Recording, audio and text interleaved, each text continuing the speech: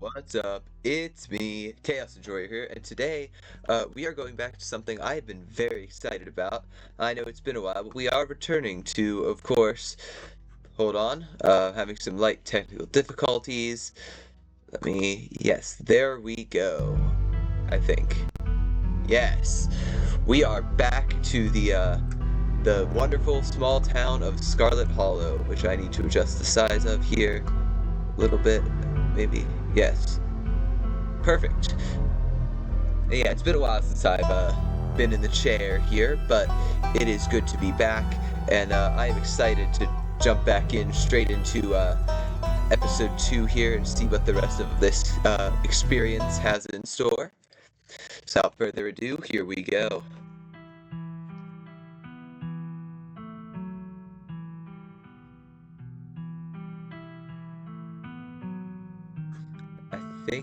I mean, it's obviously been a while, but I think we already saw this scene at the end of episode 1 here.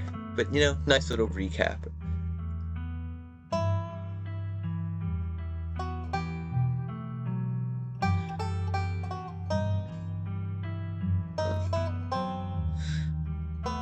don't know. I mean, this seems. No, we've definitely seen this before. Yeah, I was wondering if this might be like something new. Um.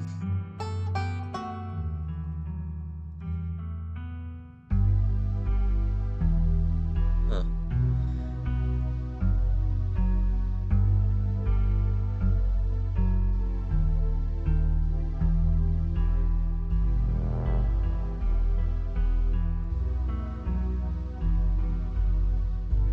Uh,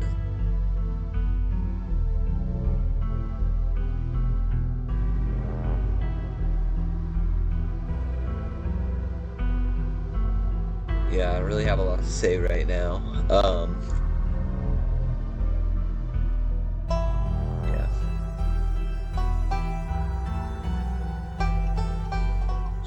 Enjoy the. Oh, a shadow. Okay.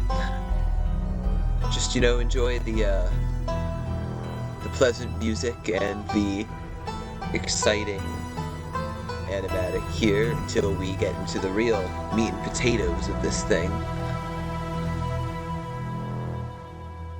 Yes, okay, so I do believe that's the same, yeah.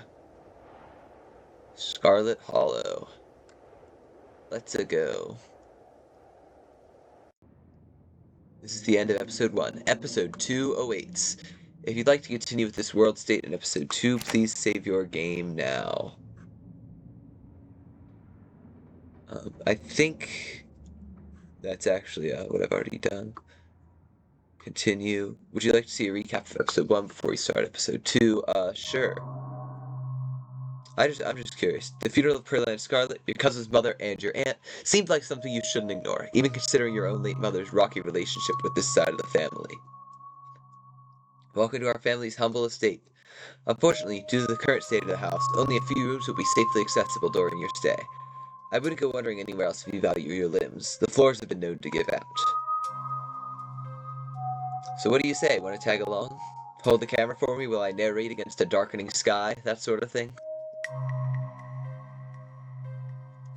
You'll eat those words when I come carrying a mountain lion corpse out of those woods at dawn. Yes, I remember all of this.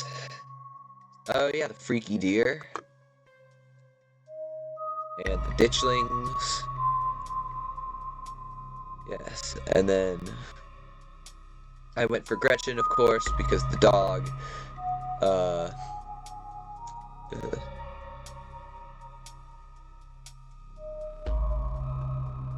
and then Duke died. Oh yeah, Wayne, this guy. And then we met, Sybil. So clearly picture the terror you felt in those moments, for now you're safe and you're warm. Tuesday morning awaits. Let's wake up and see what's next. You open your eyes. The sun has risen. The birds are singing. You are still alive, and for now, You are safe. Is that true? Are we safe? Your gaze wanders across the room to the window in the woods beyond. You wonder if the monsters are lurking there, right now, just beyond the trees, ready to pounce as soon as you leave the crumbling estate. A familiar unease settles into your gut, tangling into a knot of anxiety, wriggling as the events of last night play out in your head. You can't help but remember Duke, slumped against a tree, pieces of him scattered across the clearing. You're not sure if you'll ever feel okay again after what you've seen, but you can't stay in bed forever. Hunger pulls you from the clammy depths of the mattress. Note, you can refresh yourself on the events of previous days by using the journal icon in the quick menu. Yes, okay. Let's check on the opossum. You open the doors to check in on the little opossum you met yesterday. Oh good, he's still here. That's nice. Can I pat the little man's? I want to pat the little man's. He immediately plays dead. You leave him to his theatrics and close the drawer. I got to pat the little man's. I think I'm happy. Let's poke around the closet a bit more. Great! The doll didn't move during the night. Maybe it isn't haunted after all. Though after everything you went through yesterday, that's hardly a consolation. You turn back to the rest of the room. Look out the window. You creep towards the window, careful not to be seen by whatever might be lurking in the garden. For a second you thought you saw movement. It could have been an animal, it could have been something else. Whatever it was, it's gone now. Maybe you'll head out there and investigate after you've finished waking up. Let's get dressed and head down to the kitchen. Time to start our day. You're back in the kitchen. Frou-Frou eyes you, how did I say it last time? Eyes you from her favorite spot on the counter. Excuse me, ma'am, but may I pet you? May I pet your beautiful fur? Part of you hopes that flattery might win her over, as silly as that may seem. You are, after all, talking to a cat. Frou-Frou really flicks her tail faster. It doesn't look promising. Hey. Did you know the police called me this morning? You've only been here one day, and you've already had a run-in with the cops. I told you I saw someone die last night. So you did. It was late, and I was tired, and I assumed Stella put you up to a little joke after dragging you into the woods. Anyways, does it really matter? Yes, it matters. I watched a man die. Some old farmer disappeared after going hunting in the middle of the woods at night. So what? Something like that was bound to happen eventually, and frankly, you're lucky it didn't happen to you. So we've got a very cynical person here. Still, they had quite a few questions about you, Sean. Before you ask, don't worry. I told them that you're an upstanding citizen. But I'd rather not waste my time talking to cops. It's irritating, and this is already a very difficult week. Just don't put anything else on my plate right now, okay? Alright. We were chased through the woods by monsters, and you're worried about the cops? Yeah, I'm worried about the cops. I'm busy, and I don't like talking to them. What is up with you and Stella? We just have a history, that's all. I don't need to explain myself to you. Former lovers? Yuri? Anyway, alright. Yeah, let's make friends with our cousin. Can I hang out with you today? At the mines? No. I've got to get to work. But just stay out of trouble today, alright?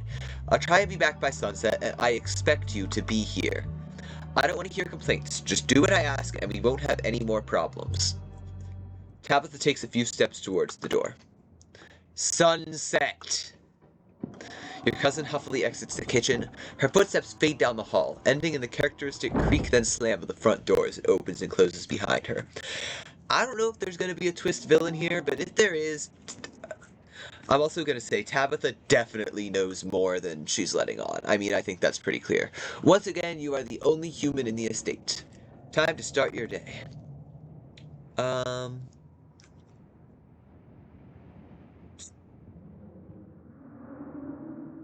What do I want to do?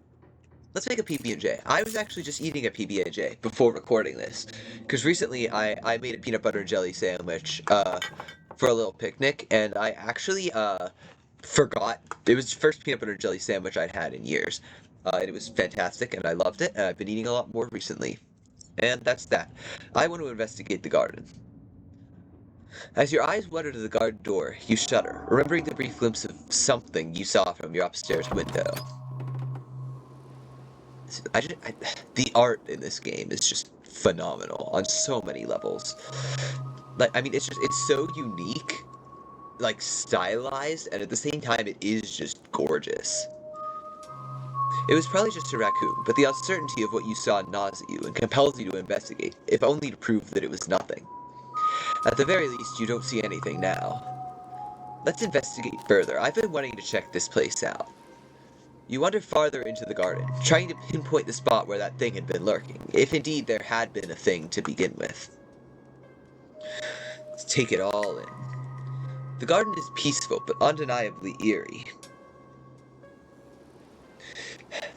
Here, more than anywhere else, you're surrounded by the ghost of what this place used to be. A greenhouse sits in the midst of the overwhelming greenery, unreachable from years of neglect, its glass clouded and cracked. Statues reach out from within seas of weeds, as if begging to be rescued. And most strikingly, behind a pair of rusted metal gates at the very peak of the mountain, sits a graveyard. You can just make out a few of the headstones, the scarlet name carved deep and proud into their faces. You notice what a good view someone would have of your window if they stood where you're standing right now. Check the ground for clues. You crouch down, pushing aside the greenery to examine the soft earth. A boot print. A big boot print, and what looks like some kind of viscera.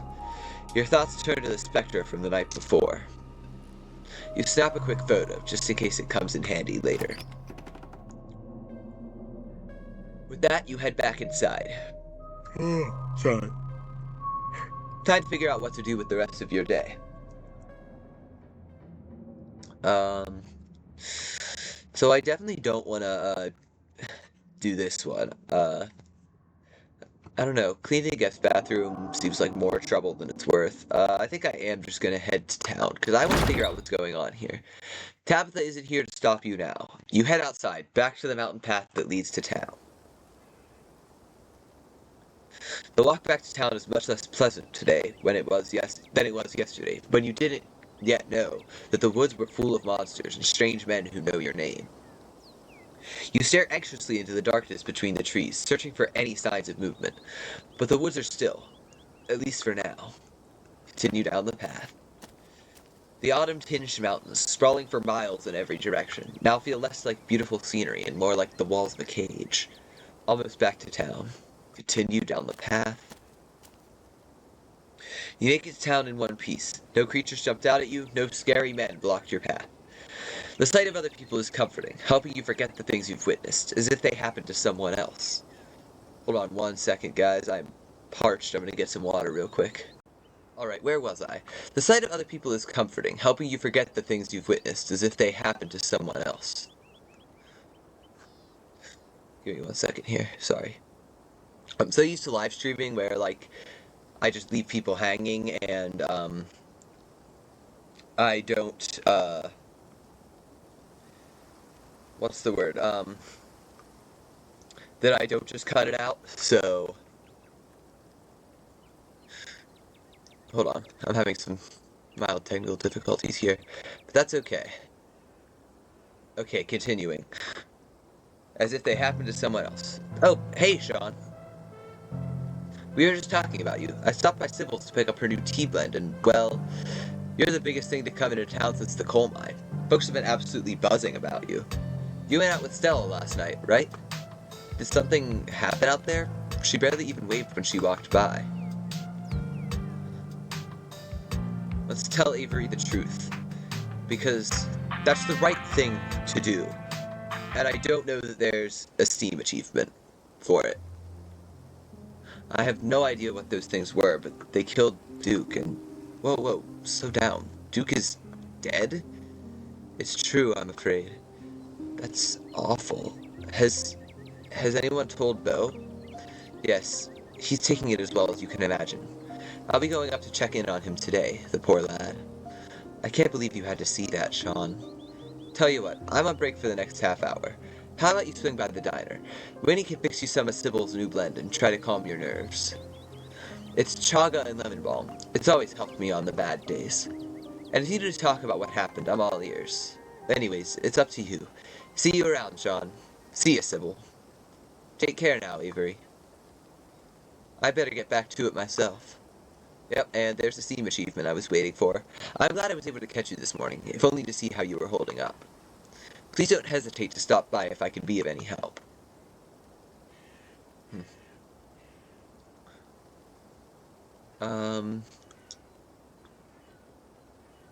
Why doesn't anyone in this town seem to know or care that a man died? This town has had a hard run of things, Sean.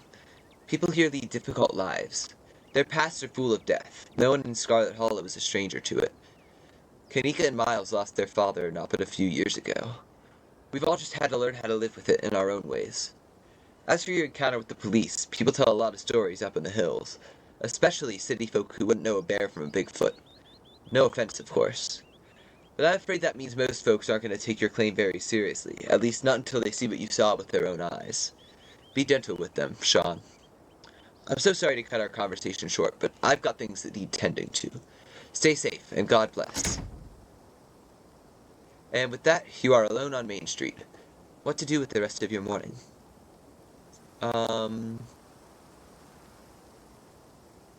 Swing by the general store. I haven't been there yet, I don't think. This is your first time seeing the general store in the light of day. A young man sits at a table by the register, too preoccupied with his phone to care that you stepped in.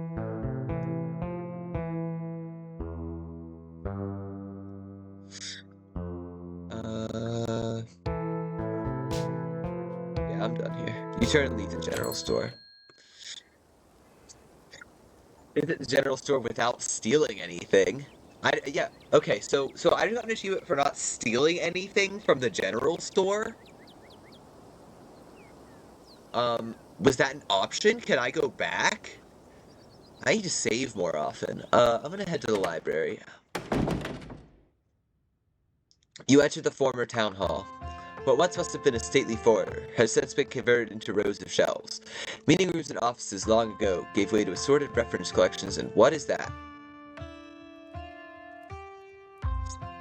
And reading areas. I am really, what?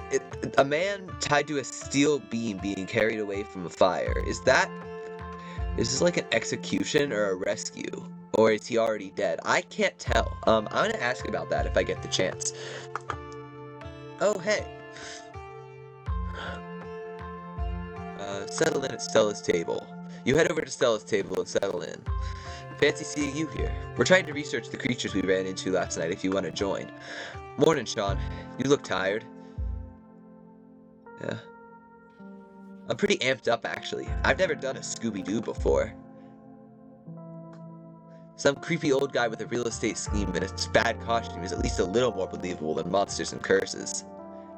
All we need now is for Gretchen to start talking, and Gretchen could be talking if I'd made different choices. Anyways, I guess we should get started. Before you dig in, you remember the boot print you found in the garden. Show your photo to Stella and Kanika. Hey, before we dig in, I found something in the garden this morning. You hold up your phone and show Kanika and Stella the photo you took in the garden. These prints were in the bushes with a clear line of sight to my window. Dang, that's creepy. Are you okay? What is that liquid around it? It looks like pus. Do you think it's Wayne? That creep who keeps coming around my mom's tea room? He stuck up on us last night and called out Sean by name. And those boot prints match up with the mining getup. Whoa, apparently I missed a lot last night, huh? I wonder if there's any connection between that guy and what happened in the woods last night. Like what? I mean, I don't have anything specific, but we do have that whole prophecy of impending doom angle to explore, and this photo is weird. I can't stop thinking about those splatters on the ground. If he's sick, maybe it's from the creatures you encountered? Hey there, strangers. And literal stranger. Hi, I'm Sean. Now we're not strangers anymore. No need for you to be shy around me. Oh, gosh. Hi. I'm Oscar Gutierrez, Chief Librarian, and only librarian. Sean's in town for the funeral. Oh, I should have known you were a Scarlet. You look so much like Vivian. Not that I knew her very well. I was still a little kid when she left. But that Scarlet resemblance, it's, strong. Not that that's a bad thing. Oscar's amazing. He practically built this library from scratch. Yeah, I'm a little jealous of what the kids around here get to grow up with. They don't know how good they have it. Back when I was in elementary school, all the library had was a couple shelves of boring books donated by old people. Y'all are too kind. But speaking of kids, have either of you seen Rosalina around town? I think she's at the Comet Observatory. I don't want to be a helicopter dad, but she hasn't been answering my texts, and I wanted to make sure she isn't getting into trouble out there. You know the crowd she hangs around with. They're good kids at heart. I'm sure they were up at the old Maxwell place doing teen stuff. Like, what was it that guy was doing? Like, throwing vans into the river or whatever? I went up there plenty of times in my day, but I'll be sure to keep my eyes peeled. What's the old Maxwell place? It's this great old abandoned spot, and it's practically a magnet for young people. Even honor students aren't free from its call. I can't believe I used to be so reckless. The floors there were like Swiss cheese. I should really have a talk with Rosalina when she gets home. I don't like the thought of teens getting up to mischief with all those ditchlings in the woods. Ditchlings? That's actually why we came in today. Have you ever heard of them? Apparently seeing one's supposed to mean a disaster's around the corner. Doesn't ring a bell. Dang, worth a shot. Okay, if you were, say, trying to predict a horrible disaster that might befall our town, where would you start looking? Well, they say history repeats itself, so I'd probably try and figure out what sort of disasters this region typically falls prey to. Maybe, you know, the guy being carried away from the fire on the steel beam? Or should I be worried about something? I don't know yet. I'll be right back. Gonna go nab some more books. Behave while I'm gone, Gretchen. Oh, Gretchen would never do anything bad. Oh, you're such a good dog, aren't you, Gretchen? Yes, you are. Yes, you are. Here, have a biscuit, old gal. Gretchen inhales the soft biscuit, drool leaking from her toothless mouth as she swallows it whole. I love Gretchen. I'm pretty sure Stelma's barking up the wrong tree, Oscar. I don't think you have to worry about any horrible calamity befalling the town. But she's right about the weird stuff. There's definitely something unusual going on out in those woods. Whatever's out there in the woods has been brutalizing the local wildlife. I don't think it's safe.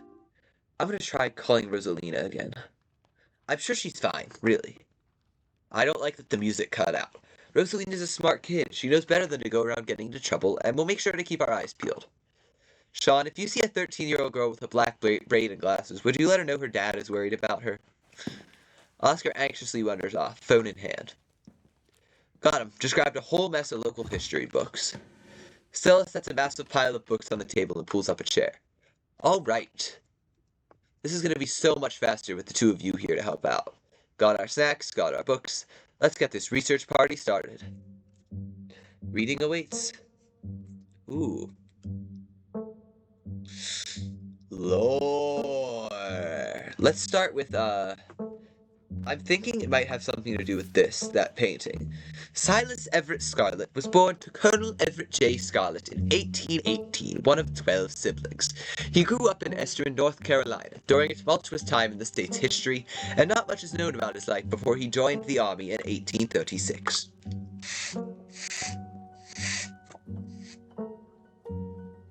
He quickly rose through the ranks, in part due to his father's connections, but also due to a particular ruthlessness for which he received the name Bloody Silas Scarlet. The federal government granted the now Captain Silas a tract of bounty land in exchange for his service in the Indian War, and he settled into the hills of North Carolina in 1841. That land would become Scarlet Hollow. Hold on. What's the button to hide the, Yes. I'm gonna clip this for a thumbnail. Hold on.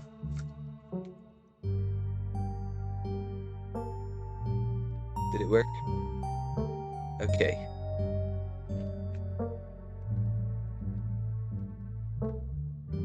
Hold on. But it started as a simple log cabin, built by Silas's own two hands, occupied by his family of 10.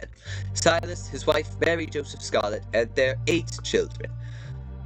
The logging business brought many workers and fellow landowners to the hills, but it wasn't until Silas discovered rich seams of coal running underneath the entire region that Scarlet Hollow was really put on the map. He saved what he could and bought the surrounding hillside at a great discount, cleverly hiding what he knew about the land's true value. Thus, he had all the resources to found Scarlet Hollow's now famous coal mine. You're finished with this one. Let's flip through Veins of Scarlet.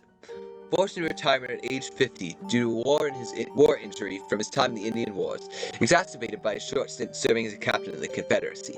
Silent Scarlet also lost his eldest two sons to the bloodiest of wars, leaving his third eldest son, Andrew Jackson Scarlet, to take charge of the mine. Under his leadership, the mine prospered, undoubtedly in part due to the growth of the railroad industry.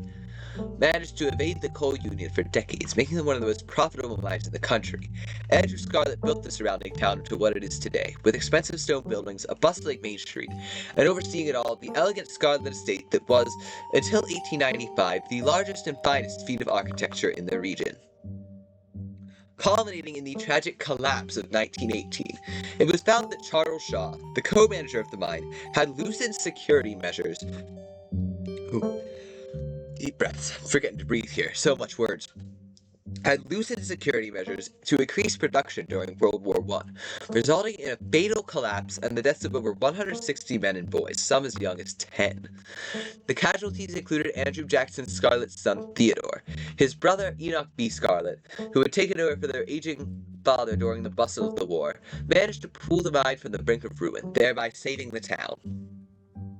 So this is how your family made its fortune. Appalachian folk monsters. A few entries catch your eye. Alright, let's start with the Wampus Cat. Let's just go in order. Often linked to Cherokee legends, some cite the Wampus Cat as originating with the story of a woman who sought vengeance against a monstrous cat demon for driving her husband mad. She hunted it down and, by wearing a bobcat mask, tricked it into using its own vile magic on itself, freeing the people of their region from its evil. Others say the creature comes from a woman who wore the pelt of a wild cat to witness forbidden hunting rites. The hunters of her village gathered to perform the rites, and she watched in secret from underneath the cat's pelt, but was soon discovered. For her indiscretion, she was fused with the pelt, and transformed into a creature that was neither human nor cat, forced to wander the wilderness alone, feared by all. Her calls are those of great sadness, and serve as a warning to anyone who dares go against tradition. Tommyknockers. Tommyknockers originated in Cornish mythology, spreading to the United States when Cornish immigrants began working in Appalachian mines. They're named for the knocking that can be heard from seemingly within the walls before a cave-in. According to some, the knocking serves as a benevolent warning. Others believe that the creatures take stolen hammers to the supports of mines and collapse them on whoever is unfortunate enough to still be inside. They are traditionally thought to be impish, leprechaun-like beings, but some claim they are the spirits of dead miners, forever cursed to haunt their final resting place. Talipo.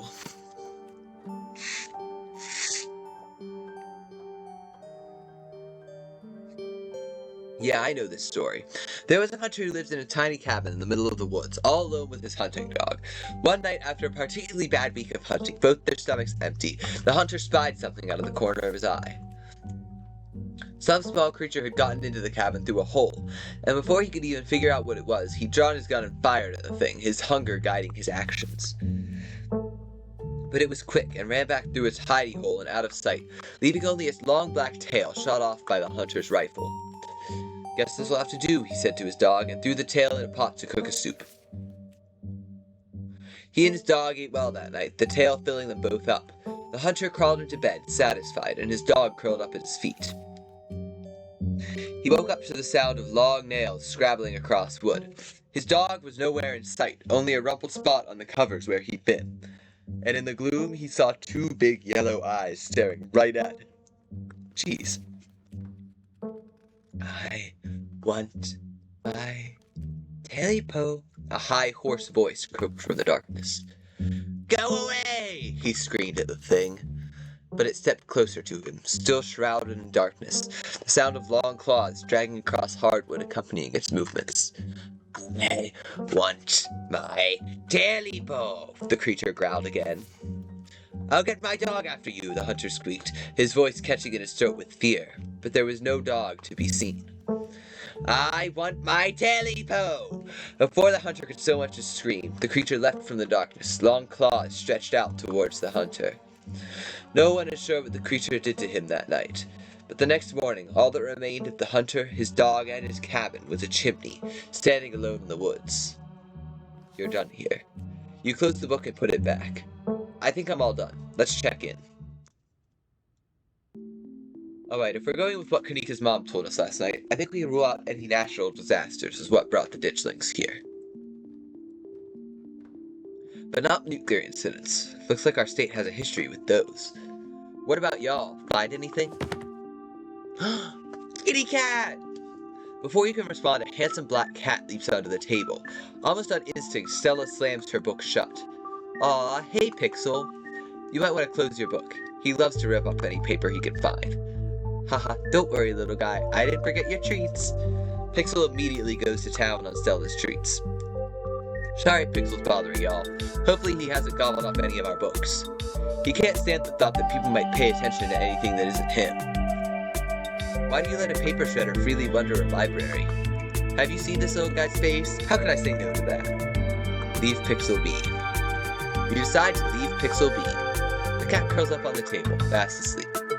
Alright, I better get back to shopping. Let me know if y'all need anything.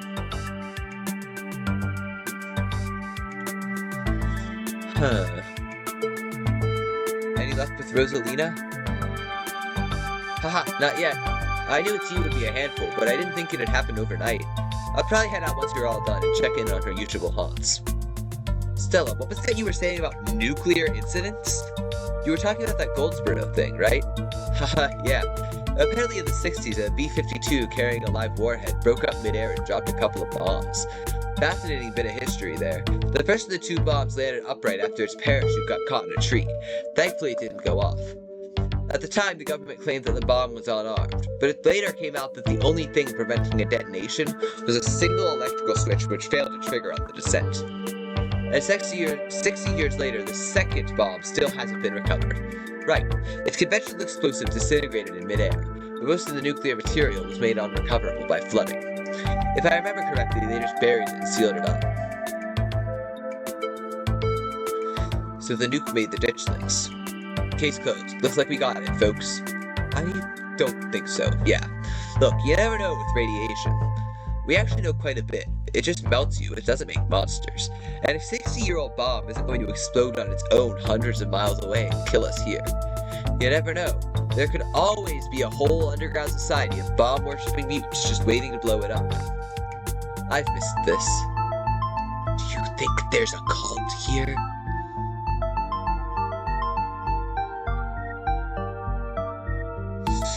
The cops are awfully suspicious, almost like they're trying to cover something up.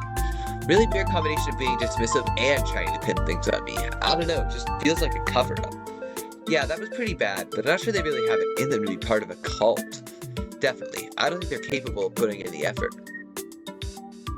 Alright, let's talk about, Silas Scarlet. So, Silas Scarlet. Rich guy in the South, I should have known it wouldn't be pretty.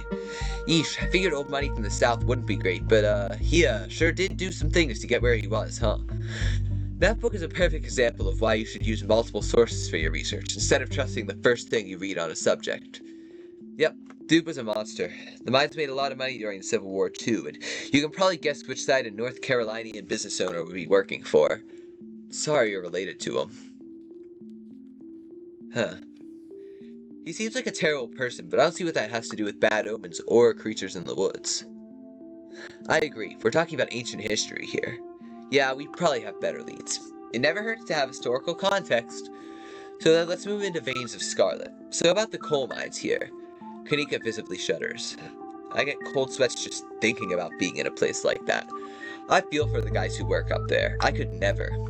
Speak for yourself. I love a good crevice. Cave divers when they see the devil's butt crack or whatever. You know what I mean? A union-busting mine collapsed from poor working conditions. Color me shocked. Yeah, it's pretty awful. That's what that sculpture out front is for. Commemorating all the men and children who died that day. Every kid in Scarlet Hollow learns about the collapse in 1918. Our teachers love to emphasize. Oh, sorry guys. Love to emphasize how many children they had working out there. Probably to try and show us how good we have it or whatever. Low bar, if you ask me. You know, back when you what the Ditchlings are warning us about. Another collapse. Writing it down on a list of potential disasters. I love that little sketch of the Ditchling. Yeesh, Stella, that's morbid. And besides, it was all Charles Shaw's fault. Shaw! The labor market is way more strict now. There's no way you could get away with the kind of safety cutbacks he pulled. Y'all don't actually think the mine is about to collapse, right? Haha, no, I don't think so. Whew, had me worried there for a second. I hate to give Tabitha any credit, but the mine is safer now than it was back then. Still, what a horrible thought. You never know.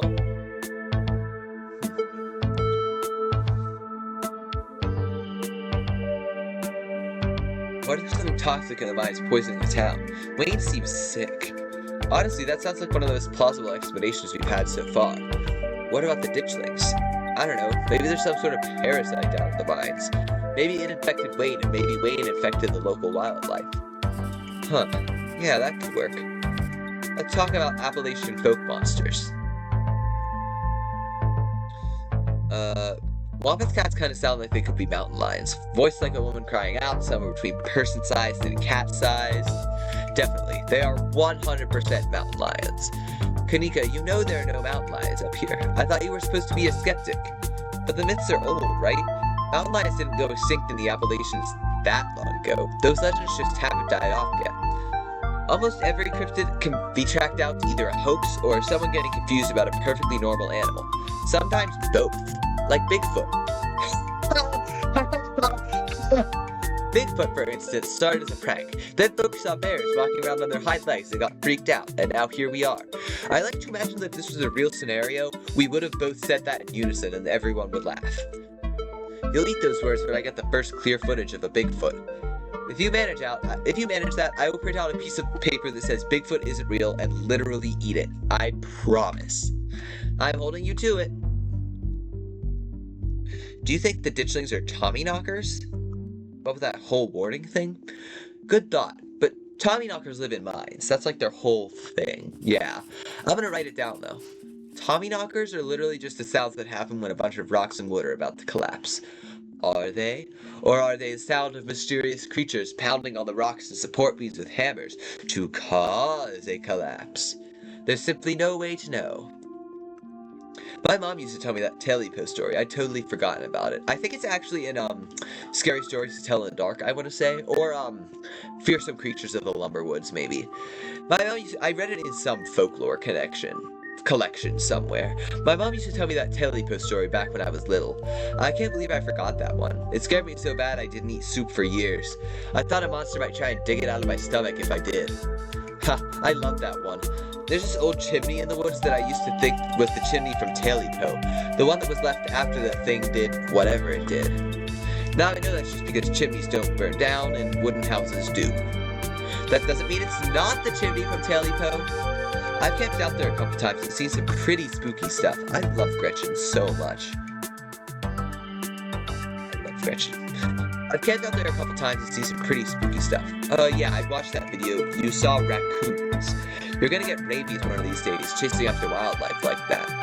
What can I say? I like to live on the edge. Let's move on. Let's help look for Rosalina. If there's a missing kid in town, that's probably way more important than whatever else we'd be doing. Just to clarify, I don't think she's missing. She's just out with her friends ignoring her poor old man. Not that I don't appreciate your concern. I don't even know where we'd look aside from the old Maxwell place. What do teens even like to do these days? You don't have to worry about checking up on her there. I'm going there myself once I finish showing. Just let me know if you run into her while you're out. There's an awful lot of mime-related stuff in my notes. Maybe that should be our next stop. We can poke around, find out if anyone's seen anything weird. Just to clarify, you're suggesting we go to question some of the miners, right? We are not poking around unprepared in the actual mines, right? Right? Yeah, totally. 100%. I would never. We don't even have a good reason to go down there. Good. Let's keep it that way. You know how I feel about mines.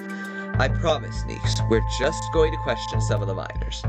And if that questioning gives us a good reason to poke around, say a cool abandoned coal mine, then we'll cross that bridge when we come to it. You can cross that bridge when we come to it. I am not going underground. I'm just messing with you. We'll stick to the surface. And hey, maybe we'll look out and run into Rosalina while we're looking around. Okay, good.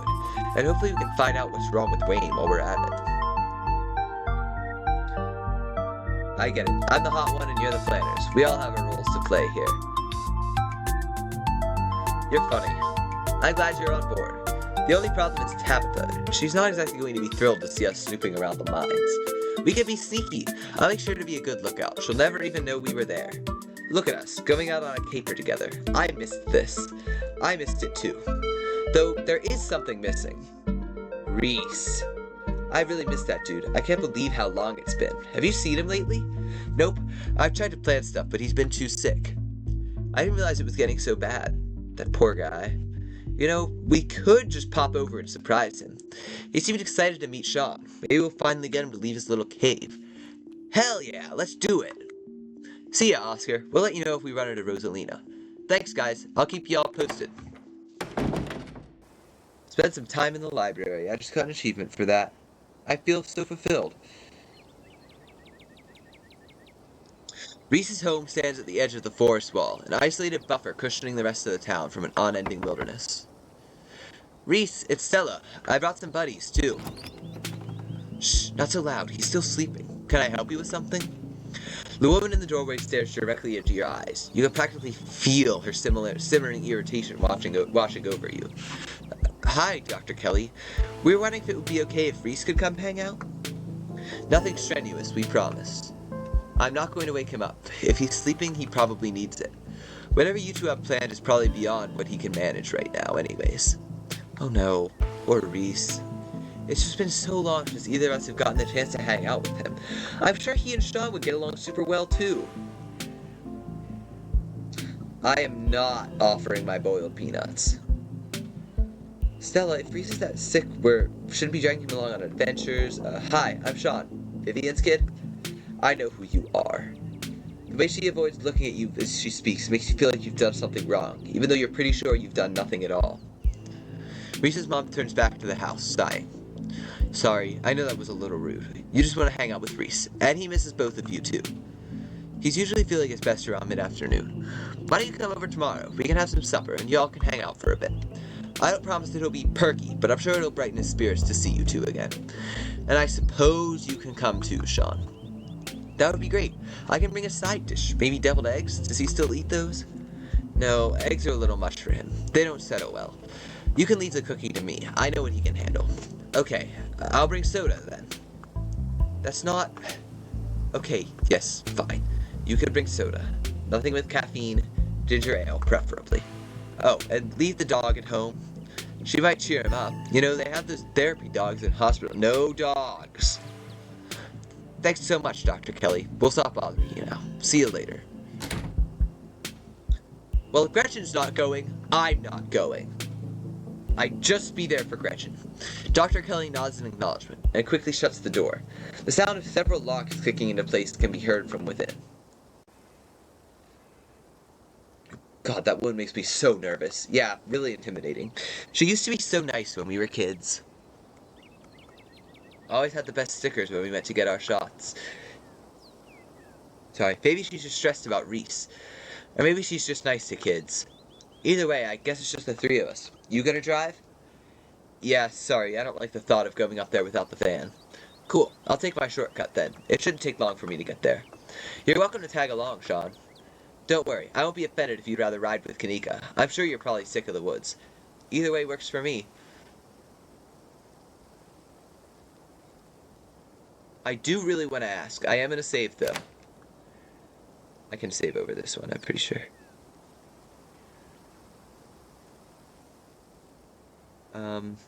I am probably going to walk with Stella. Don't worry about it, Sean. There's a lot of junk in the back of my van. It gets a little tight with more than 2 people.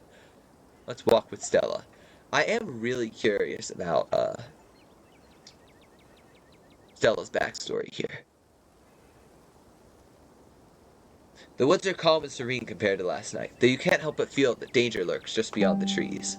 Hey, thanks for coming along with us. With Gretchen and me, I mean. I would die for Gretchen. I hope I haven't seemed too cold about everything that happened last night. The truth is that I'm barely keeping myself together. I just don't know how to let it out. Duke died out there last night, and I can't stop thinking that it might have been my fault. If only I didn't drag you along into the woods. If only I did anything when everything went sideways. Stella pauses, searching for what to say. I'm distracted by Gretchen. I love Gretchen. It's like there's this guilt boiling under my skin, but the only way I can process what happened is by turning off the part of me that feels things. When I'm around other people, it's like I think of Duke dying as just a thing that happened. Like it's just part of another video. Because if I actually admit to other people that I feel something, then I'd have to admit to myself that what happened is my fault. Of course it's not your fault. It kind of was. So this one here, if you didn't hesitate last night, we all might have gotten out of there alive. That's probably the truth. But what happened, happened. We have to make the choice to move forward. Thanks, Sean. You're right. I should be better at taking my own advice. I'm glad we could talk about this, though. I can't imagine what it'd be like to go through something like last night alone. The conversation comes to a dramatic halt, with you, Stella, and Gretchen all whirling around to face the source of the sound. Whoa, calm down, girl. It's just a bird. Except for whatever's gonna be in the shadows under that branch. Same probably goes for the two of us. I guess we're all just a little on edge. Let's hurry to the mine. It shouldn't be much farther. Kanika casually leans against her van as you and Stella emerge from the woods. Hey. Y'all have a good walk? Yeah, it was great. I mean, not that you were missing out or anything. You didn't run into any of those creatures, did you? Nope. That makes sense. They're probably nocturnal. I don't know if I should feel relieved or disappointed. But we're all here. What's the plan? I guess we just go talk to people.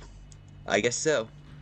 I should probably be on lookout duty. I'm a bit of a persona non grata in the mines. Tabitha? Yeah, I might have tried sneaking in to talk to her a time or two too many. And Gretchen makes it extra hard to be sneaky. So now I have two reasons to romance Stella. Because Gretchen, and also because I'm starting to think she genuinely might be Tabitha's ex, and I think that would be funny. We're probably less likely to get caught if only one of us is snooping around down there. If Stella's on lookout duty and only one of us is going in, what's the third person doing? You know those cheesy rom-coms where someone wears an earpiece on their first date? Whoa, do you have some kind of surveillance rig in the back of your van that I didn't know about? What? No. I have a pair of earbuds with a really good mic. We can just do a group call. I think you'll need my number if you want to do this through a group call. I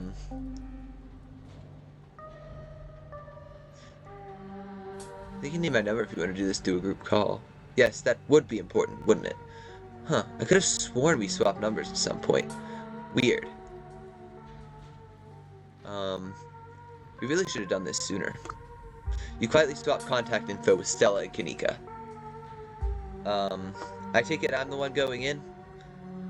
I take it I'm the one of us you're talking about. Tabitha and I aren't exactly friends, and pretty much all of the miners shop at the general store. I don't want to make folks uncomfortable, you know? It's probably for the best, Sean.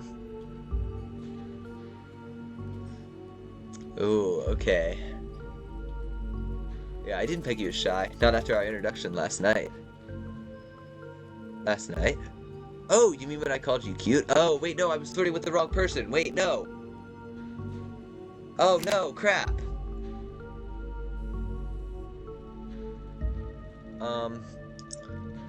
Hold on just 1 second.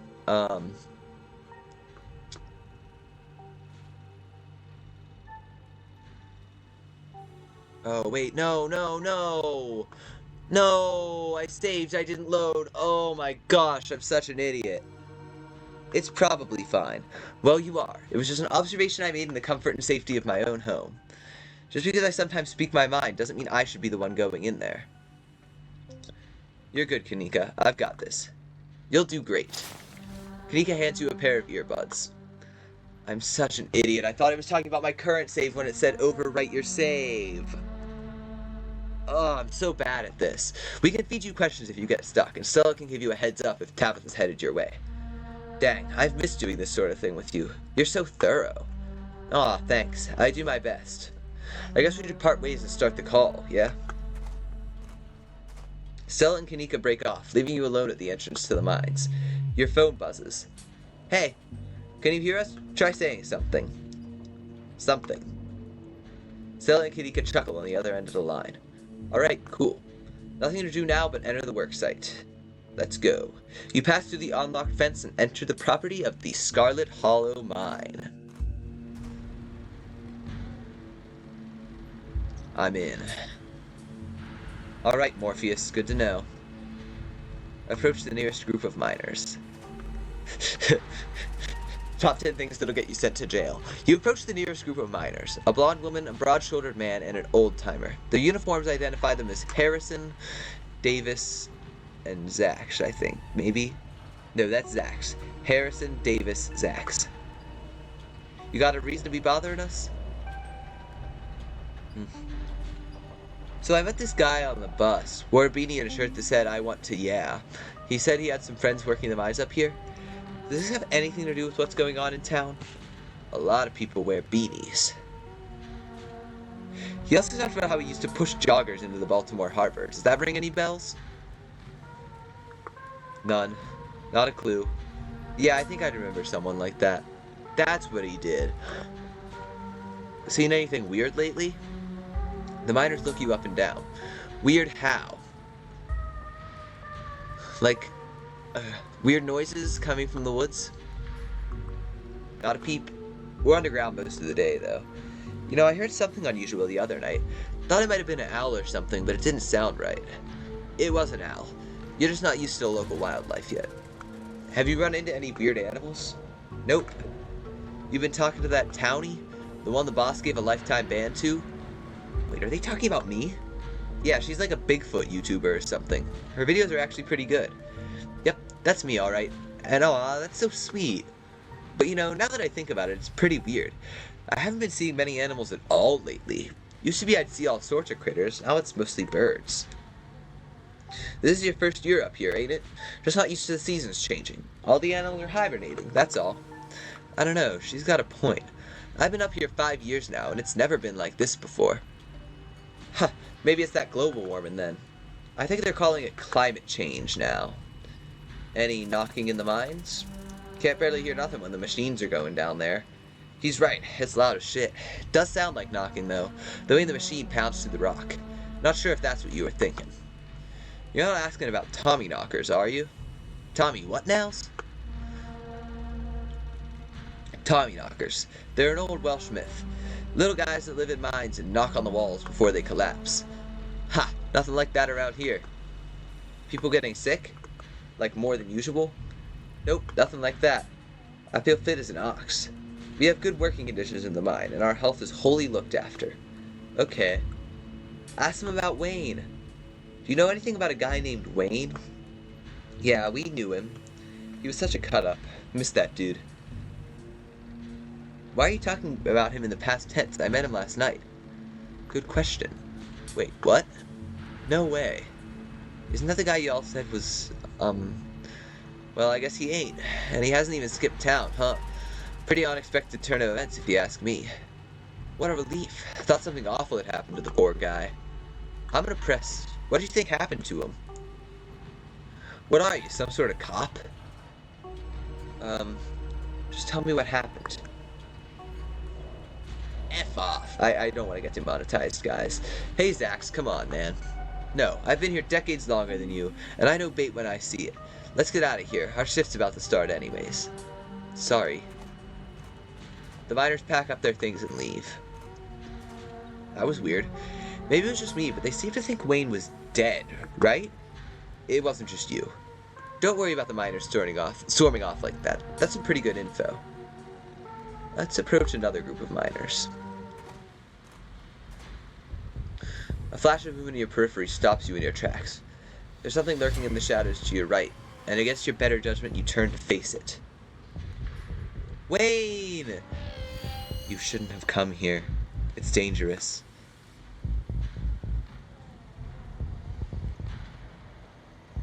Ghost! Why are you following me? You don't have to be afraid of me. I am the only person in this town who truly cares about your safety. Don't forget that. Even if it's already too late to stop what's going to happen. Yeah? Where were you while I was in the woods? Watching? I would have stepped in if you were ever truly in danger. Before you could say another word, the figure is gone. Hey Sean, are you still there? We've just been getting static from you. Wayne got the jump on me. Whoa, I thought I saw you talking to someone down there.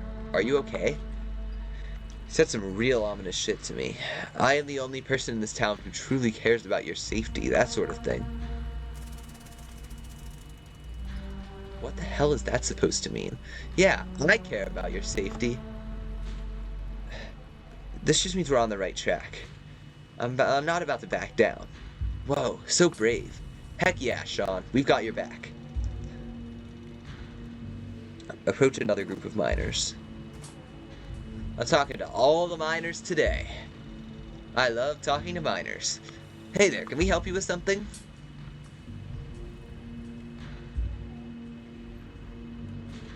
Do any of you know a man named Wayne? Wayne? Do you mean Sam Wayne? What are you asking about him for? Wait, have you seen him? He's been following me. It's real creepy, man. Oh, thank God. Everyone thought he was dead. Now, hold on. Creepy doesn't exactly sound like Wayne, does it? How do you know it was him? The name on his jacket, just like yours, says Wayne, just like yours says Smith. So do all of our jackets, but if I switch with Isaac's, that don't make me Isaac's. No, it's gotta be him. There's no way he's dead. You really think he's running around town creeping on strangers and ignoring his friends and co-workers? Seems more likely to me that somebody took care of him, so to speak, and is running around in his clothes. The miners stand in silence for a moment, considering what they've just heard. That's not possible. That's ridiculous. This is messed up. But who would do something like that? I don't know. Why don't you ask his girlfriend? Yikes, do you think? No way. Just saying, he wasn't exactly the first fellow to fall for her for charms. Lots of heartbreak in that woman's history. Lots of jilted ex-lovers, if you catch my drift. Dang, who are they talking about? I told him not to get involved with her. I told him. Tabitha? Who was Wayne seeing? Whoa now. If you don't know, there's no way I'm poking that wasp's nest. Forget we said anything.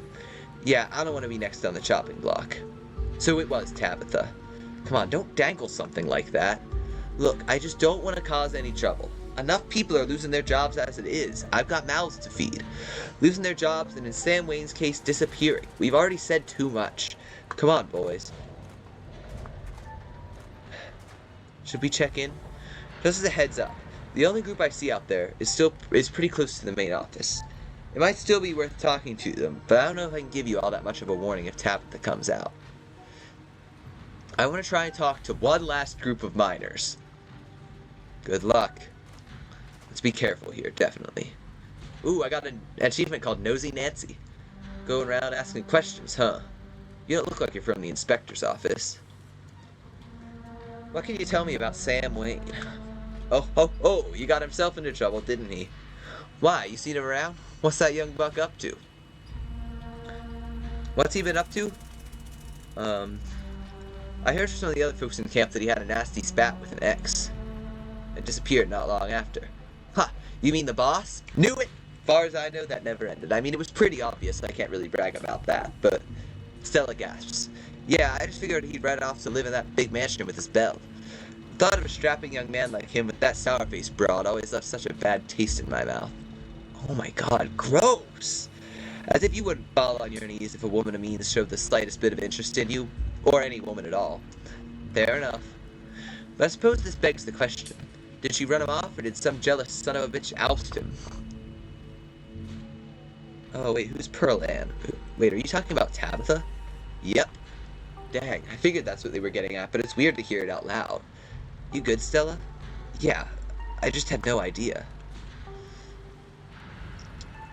Have you noticed anything strange around here lately? All kinds of weird stuff happens in these hills. What sort of weird do you mean? Weird animal sightings? I saw a raccoon with a big old tumor last week. Spooked me something awful. That's nature for you. Not always pretty. That wasn't a tumor. It was an egg. There are these things in the woods laying eggs in the animals. I knew it! I knew there was something weird about that raccoon. I believe it. There are things out in them woods nobody's ever seen before. It's still wild country, even if we've carved it into pieces. I know I, for one, ain't gonna go near them trees until some scientist folks come and sort out whatever's going on out there. Maybe I should cash in on some sick days and go see my cousins in Asheville, just to be on the safe side. I am getting worried about, Tabitha coming out, so... What do you think of Tabitha? The two men shift uncomfortably. Not the kindliest woman I've ever met. She runs the place, alright. Tell that to all the boys she's been laying off lately. Keep going around saying that and see how long till you're one of them boys. All I have to say is, a man that's doing well don't go around laying off his workers for no reason. I'm not sure any of us are gonna have jobs in a few years. Tate, you're a damn fool. You're gonna be up next if you keep up that kind of talk. So be it. But a man needs to speak his mind sometimes. That's all. Thanks for the help. My pleasure. Sean, I think we've got a problem. She's right behind me, isn't she? What the hell are you doing here? Aw, crap. Good luck. Sorry, Sean. And that's our cue. Pardon us. You shouldn't be here.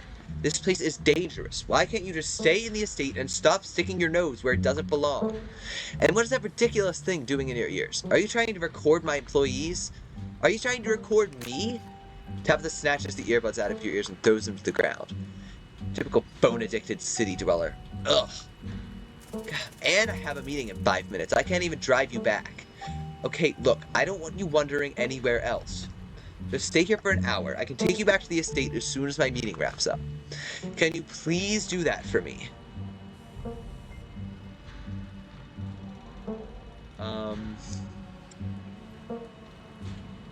I just wanted to spend some time with my favorite cousin.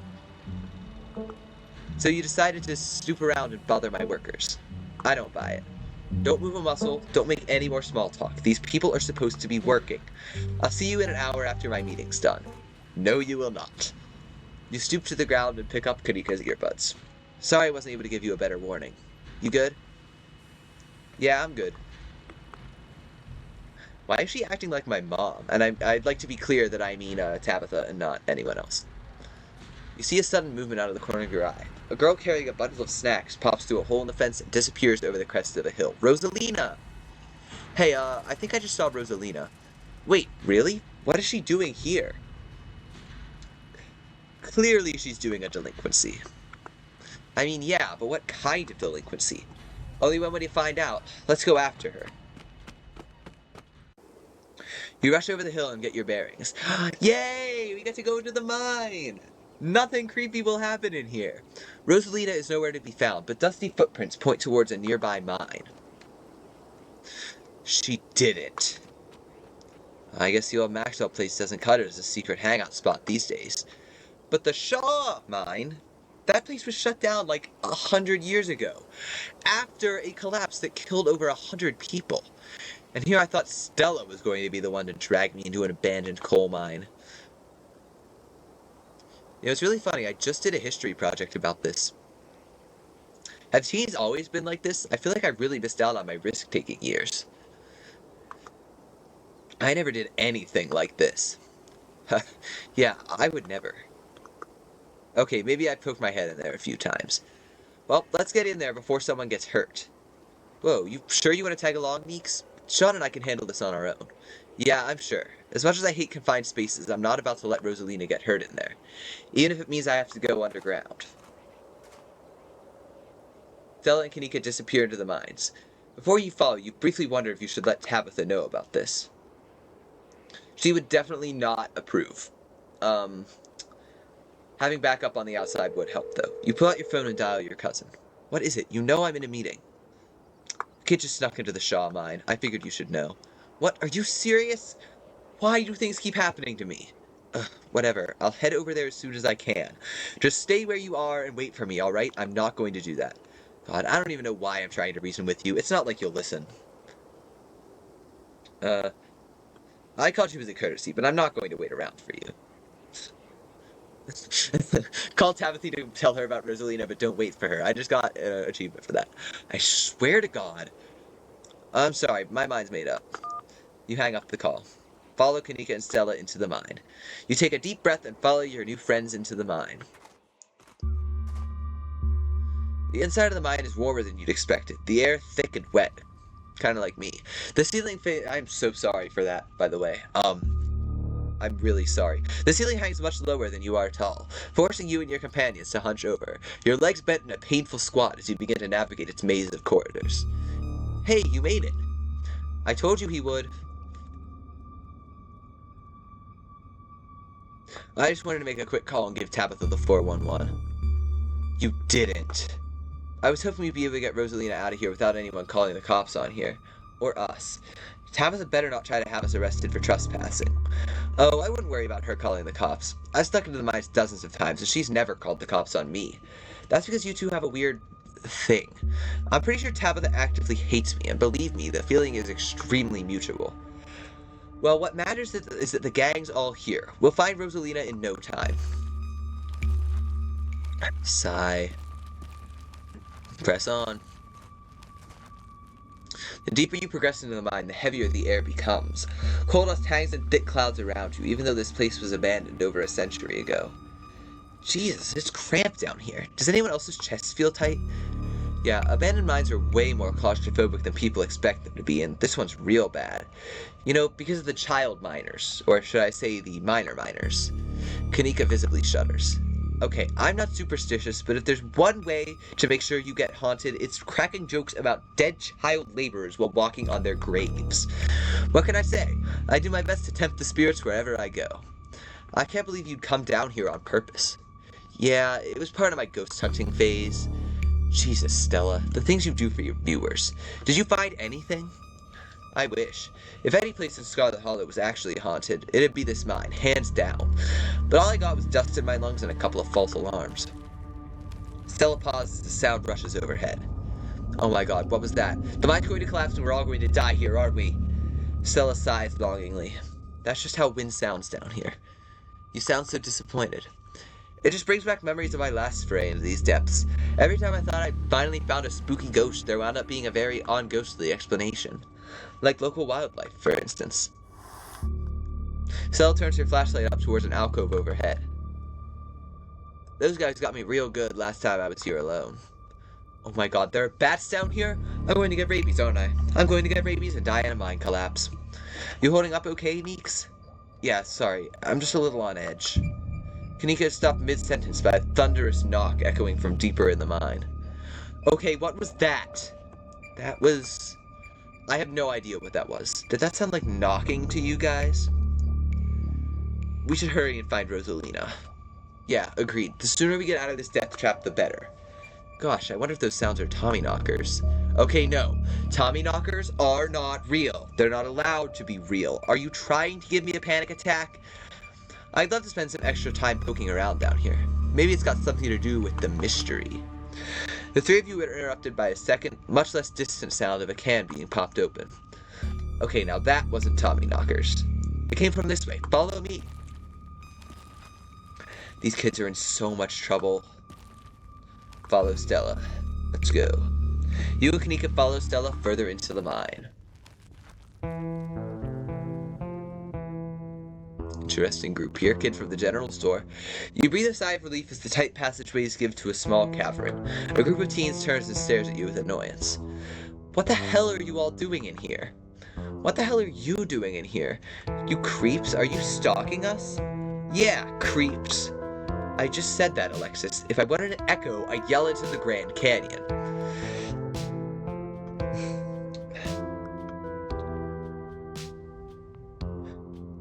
Let's not make a fight. What are you guys even doing down here? This is the most miserable place I've been in my entire life. This place isn't miserable. It's cool and rad, and you definitely smoke weed. Who the hell are you exactly? That's Sean, Tabby's cousin. Rosalina, your dad is worried sick about you. And if you ask me, he was right to worry. Why the hell would you think hanging out in an old mine would be a good idea? Is the Maxwell place not dangerous enough? Because no one usually comes in here, duh. Everyone knows we hang out at the Maxwell place now, so we had to find a new hideout. Which you instantly found, so I guess we have to find an even more secluded place where we can just be ourselves. I can't believe your dad sent people to follow you, Rosalina. That's messed up. I think that qualifies as harassment. You're right, Becca. It is messed up. I don't need him telling me where I can be. You could at least check in so he knows you're not dead. He loves you and worries about you. He's really not asking for much. Don't you kids have school tomorrow anyways? It's fall break. And we're not kids. Yeah, we're teens. Are those canned strawberry margaritas? Where did you even get those? The teens avoid eye contact. The one you met earlier at the general store tries to melt into the cavern wall. Oh no. I know that isn't you, Miles. It had better not be you.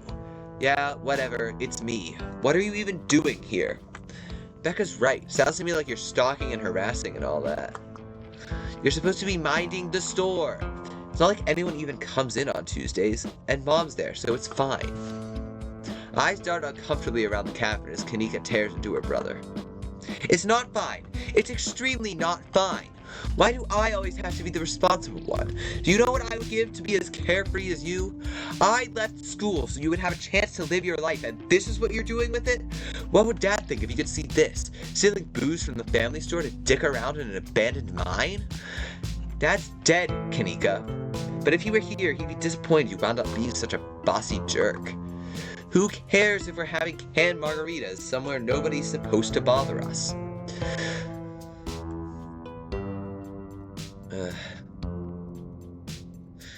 Can you at least do your underage drinking somewhere a little safer? Oh, and what are you, an expert on mine safety? They only abandoned this place because there wasn't enough coal left to bother digging anymore. My dad told me, and he's an actual foreman at the continuous mining facility, so he knows what he's talking about. Wait, I thought your dad was a charge hand? No, Alexis, he got promoted last month, and the music just cut out, so something really bad is about to happen. And he says this place is totally safe, and we can hang out here anytime we want. Correction, your father was a foreman at the continuous mining facility. We'll see if he even has a job tomorrow morning. What? Oh, shit. Oh, hey, Tabby. Kanika sighs. It's probably for the best that she's here. Do none of you understand what a boarded-up mine entrance is supposed to mean? It means it's closed, condemned, not fit for human use. Aw, come on, this place is way sturdy. Check it out. The teen with the beanie jumps up and slaps the strut on the ceiling because he's an idiot and we're all going to die. Oh, was that the knocking we were hearing earlier?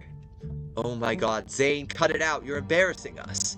I'm sorry for Zane's behavior. I don't think he realizes how extremely 8th grade it is to jump up and hit things. No offense, Rosalina. None taken. The other 8th graders are totally immature. Not like you, Rosalina. You're chill. And smart, too. Enough! The damage is already done. Now leave. I'm tired of people in this town dragging my cousin headlong into danger. I can't believe I actually agree with Tabitha about anything, but this is the worst place I've ever been in my entire life, and I would like to see the sun again before I die. Come on, you guys. Maybe it's not a big deal. We used to do dangerous things all the time, and I still do dangerous things now. Who are we to tell them where they can hang out? I don't know who you think you are in this situation, Stella, but I own this mine. It is entirely within my rights to tell them to leave. Much like it is entirely within my rights to tell you to leave. Was your lifetime ban from my mind not a clear enough message for you? Hell yeah, Tabitha. Tear the sad 20-somethings to shreds. Hey, I'm defending you. And I'm not sad. Where'd you get that idea? Running a clickbaity YouTube channel where you run around the woods chasing nothing is extremely sad. So she's sad. So what? Get a few years and you'll be sad too. The passage of time is inescapable. Look, we just wanted to give Rosalina a good time. Her home life sucks right now. Yeah, tell them about where you have to sleep, Rosalina. We've been living in the library for the past couple weeks. Dad says we can't stay at our house. They've got a hot plate and a couple cots in one of the back rooms. It's actually a pretty sick setup. No, it isn't, Zane. Rosalina deserves better. I don't care about your home life. If you're going to do your underage drinking, go do it in the woods. Just get off my property. Tabitha? Look, Rosalina, I'm sure Oscar's got a good reason for all that. He's a good guy and he cares about you. He thinks our house is haunted. Oh.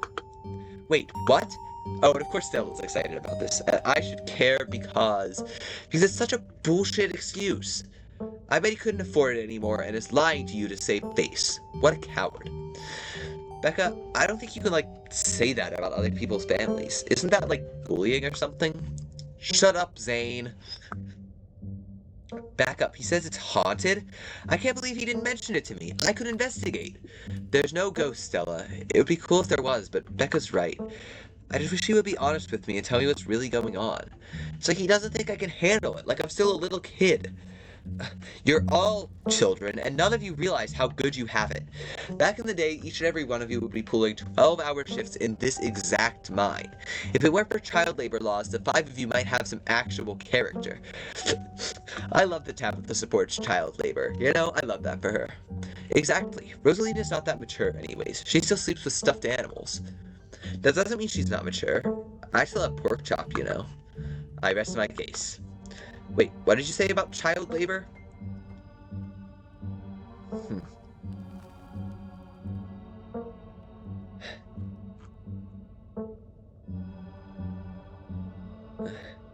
I'm not going to weigh in on this. This is between you and your dad, and the two of you should talk about this anywhere that isn't here.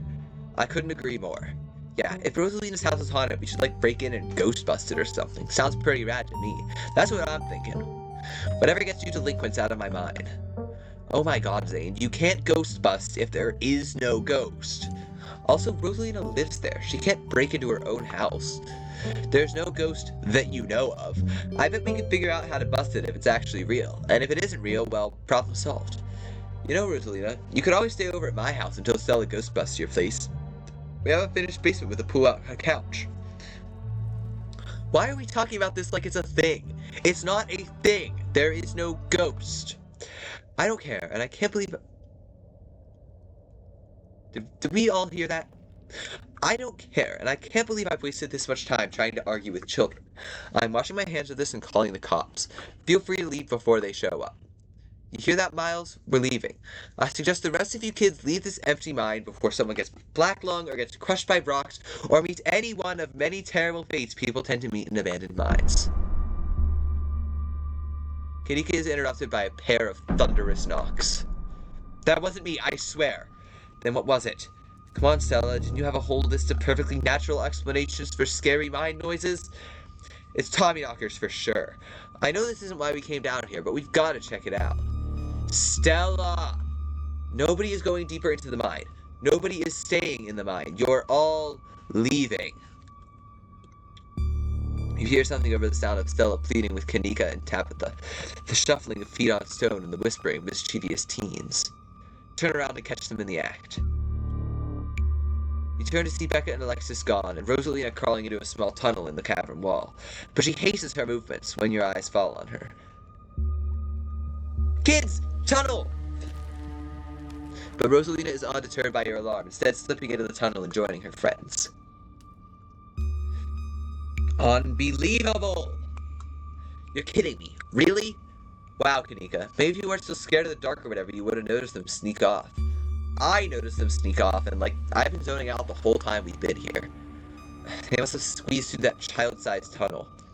Dang, I've always wondered where that goes. I've never been able to get these hips through there. Stella, stop sneaking into my mines. Please, I am literally begging you. If only all the tunnels down here were wide enough for adults, we could already be done with this little mess, but no. There just have to be remnants from a bygone era. Didn't you just talk about how child labor was the good old days a minute ago? I was trying to get you to leave my mine. Becca's head pops out from the tunnel's entrance. We are not about to let you come in here and ruin our good time. The mine is safe. I've been here 1,000,000 times. Yeah, if Becca says we're safe, then we're totally safe. Whatever, come on, you two. I know a cool spot this way. Okay, I think I know where that tunnel rejoins the rest of the mines. I'll go look for them, and I want each and every one of you to take note of the fact that I'm doing that. If those idiots let them get themselves lost and die, I am not letting their families sue me into the ground. Are those really your priorities right now? Yeah, do you have a problem with that? I want the rest of you out of my mine. Except for you, Sean. I'm not letting you out of my sight. Yeah, sure. I can never fit in that tunnel anyways. They have crossed a barrier that I cannot, so my time here is up. But only because Stella promised me a ghost hunt tomorrow. Whatever, I still have to do my dailies anyways, and the service down here sucks. I will happily escort these two knuckleheads out. No, you are not about to weasel your way into this, Stella. Oh, come on, Tabby. I've been down here a ton. I can totally help out. Tabitha sighs. There's no getting rid of you, is there? Fine. I won't waste my time arguing.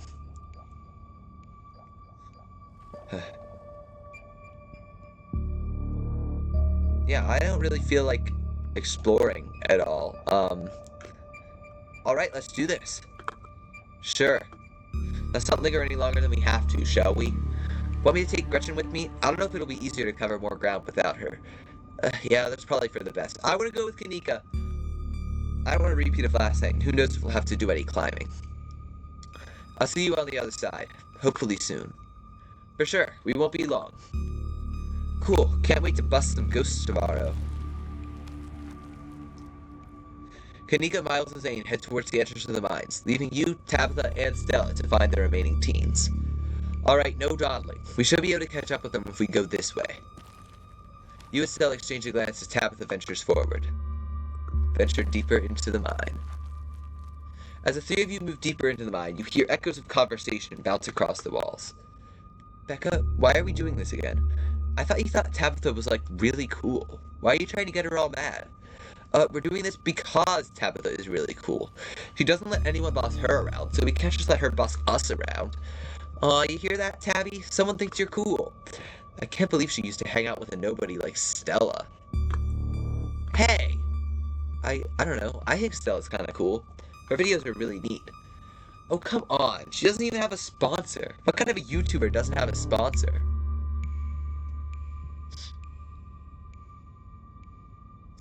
I mean, not yet, but I'm in talks with Meat Rice, and I make plenty from ads to Meat Rice? I make plenty from ads and donations. Dang, Stella, Meat Rice? That's a big deal. They're on like every big podcast. Thank you. Feels like a really big step for the channel. I just wish Becca hadn't said all the things she said tonight. She's just mean. It had nothing to do with you. You see how she's treated everyone tonight, except Tabitha. Yeah, I guess you're right. I'm surprised you don't have thicker skin about this, Stella. You never struck me as someone who let other people's opinions bother you. If you did, I wouldn't have to try so hard to keep you off my property. Well, I know you don't mean it. Agree to disagree. Aw, man, I wish they were gossiping about me. Gosh, I'm not so sure about that. I know they're just teens, but some of that stuff stung.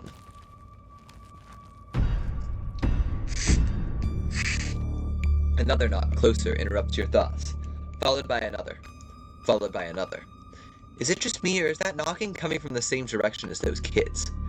It's not just you. Okay, that knocking is starting to freak me out. Calm down, Rosalina, it's just mine sounds. Did you guys see that?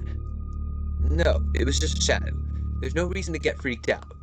I saw it. Shut up, there's nothing down here. Stop trying to scare me.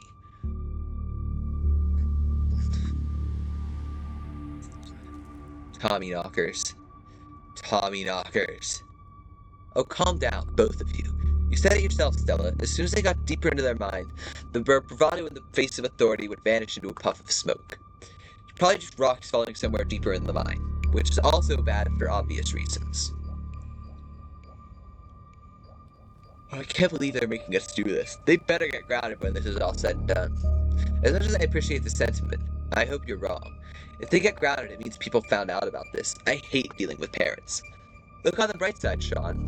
If they didn't come down here, we'd have missed out on a golden opportunity to get spooked. Tabitha glares at Stella. Are we sure the tunnel they went through is going to meet back up with us? Yes, I'm familiar with all of the old maps of this place.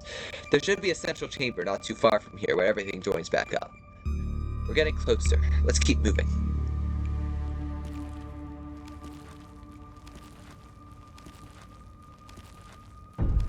As you progress deeper into the mine, the knocking grows more frequent.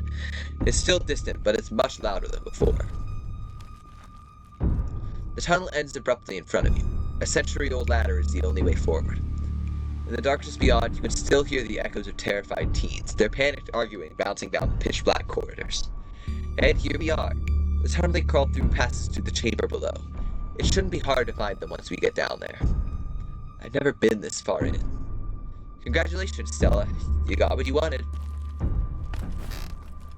Tabitha crawls up to the ladder and disappears over its edge. Alright, let's do this. Stella hoists herself over the edge and begins to climb down. Follow them down into the pit. You walk to the ladder and climb down. I'm pretty sure this is the way back. Come on. Pretty sure? I thought you'd been down here before. Okay, maybe I didn't get this far in, but whatever, it doesn't matter. I definitely remember the way out. Hurry, I don't want to be down here anymore. I think it was actually this way. Oh, shut up! No one even wanted you to come with us anyway! Becca! Yep, they're close up, right? Good thing they're so damn loud. Sounds like they're really lost. The voices around you, those of the teens and your companions, sound odd, distant. Step forward. There is something in the darkness before you that's much louder, though you don't hear it. You don't hear it, but you can feel it in your chest, a desperate need to proceed and be perceived. Wrap yourself in the darkness of the pit. Hey, are you alright, Sean? Bear witness. What do you think you're doing? Get away from there. Your cousin dives towards you, but not before the light from your phone illuminates the chamber.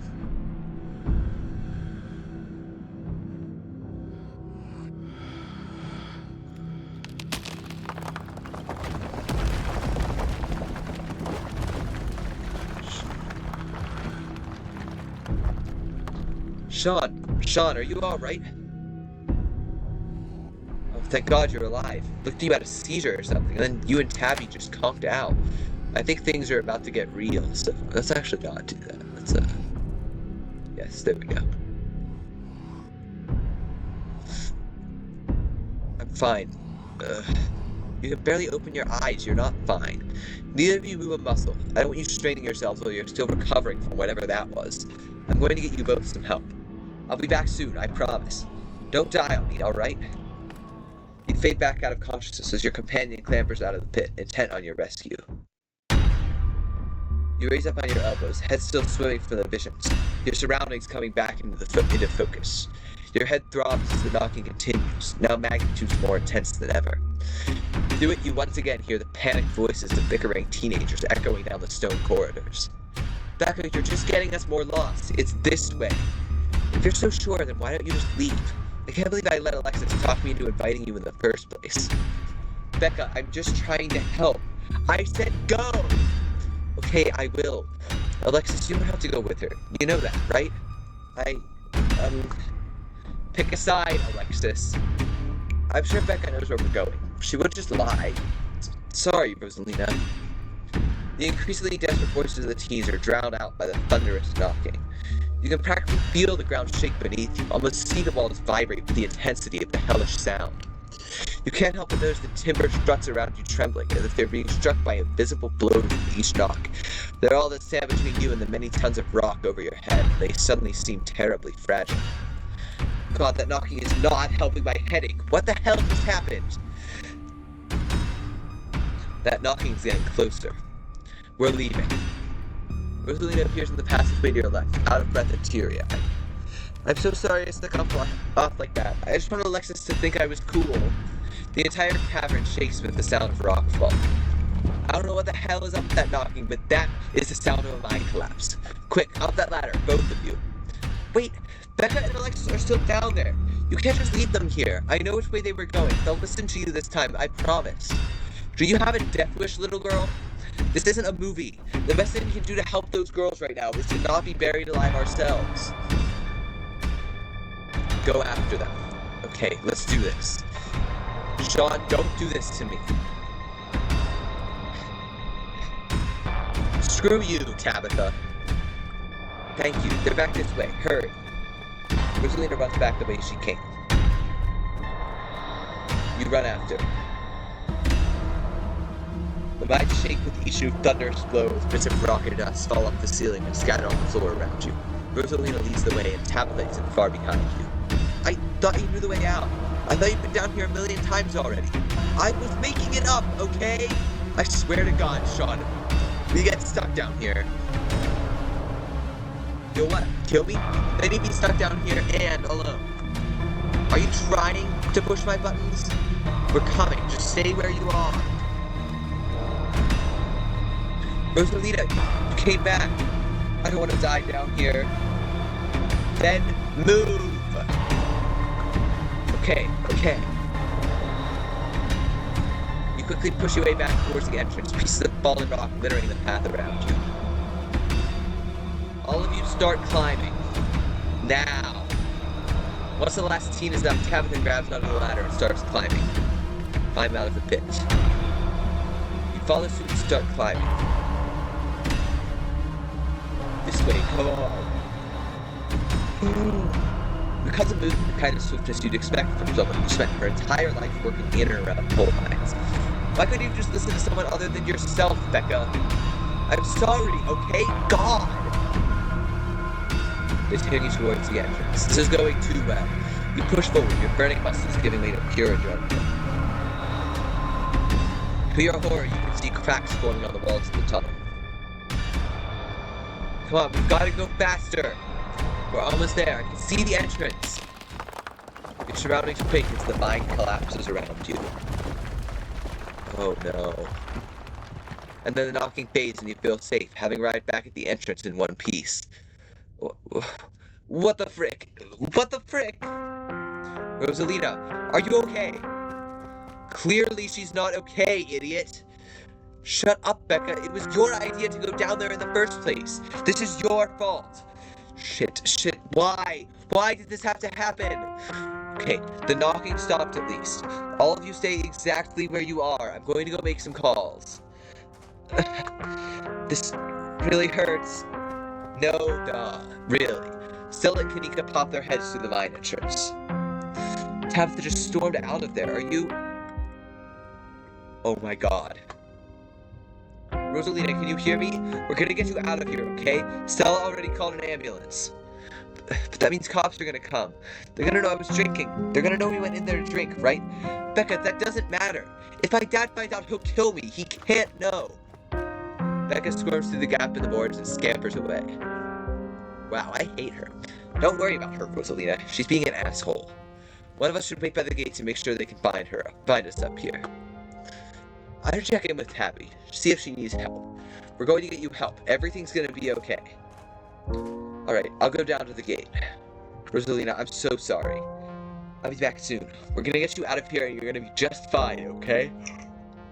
I don't know why I'm yawning so much. Trout and Alexis will keep you safe until then. Am I gonna die? Rosalina, don't say things like that. Of course you're not going to die. The ambulance will be here any minute. You're gonna be okay, I promise. Thanks, Sean. Rosalina's breath comes in quick, irregular bursts. If I don't make it, tell my dad I'm sorry. I'm the one who has something to be sorry about.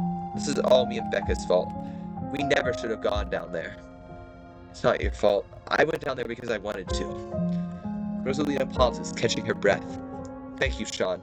I'm glad everyone else made it out okay. Couldn't have done it without your help.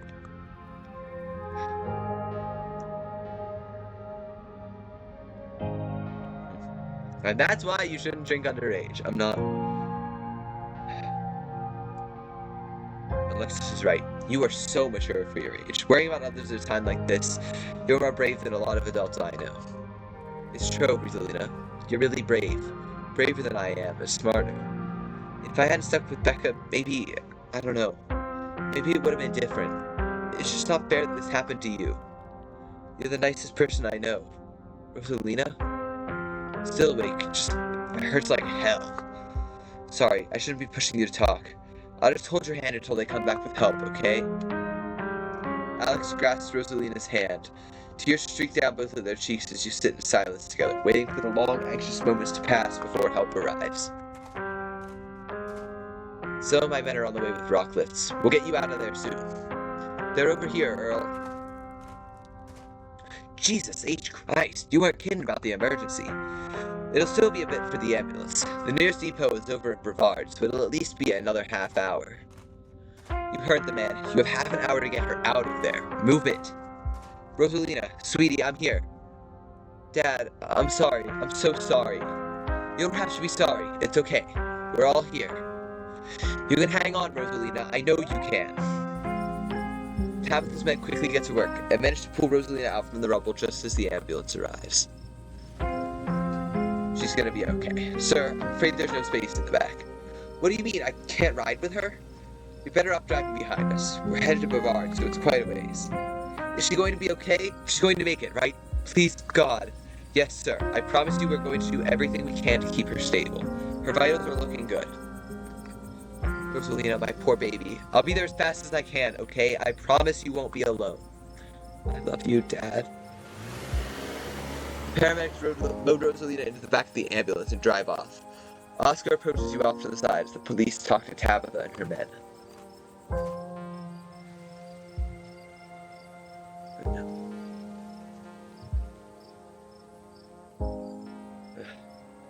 What the hell happened in there? Oscar, I'm so sorry. It's okay, it's okay. At least nobody died. What happened, though? It was Tommy knockers, or something supernatural. I don't know, they brought down the mine. It was... Wait, what? Sean is right. They're real. I got some audio of the knocking on my phone. They must have been furious that we went down there. It doesn't matter what caused it. I'm just sorry it happened, Oscar. This is all my fault. She's been so angry with me. If I'd just been able to provide more stability, she wouldn't be doing things like this, putting herself in danger.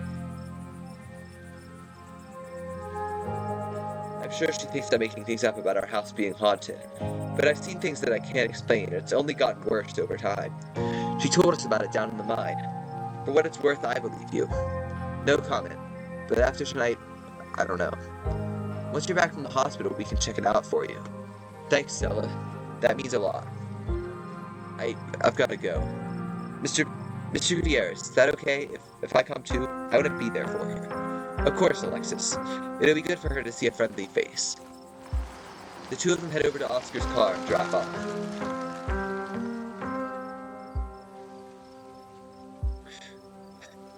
Do you think Rosalina is going to be okay? The paramedic said she was stable. She's a tough kid. She'll be okay.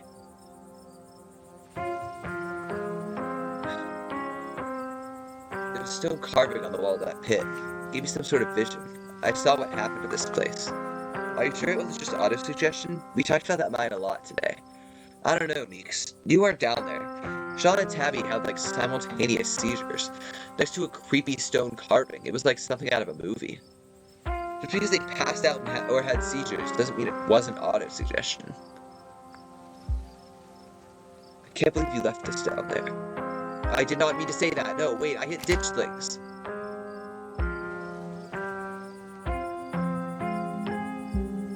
Ugh, crap. No, Kanika, it's okay, I'm sorry. You don't know what it was like seeing you like that. I was scared. Hey, at least you're alive, right?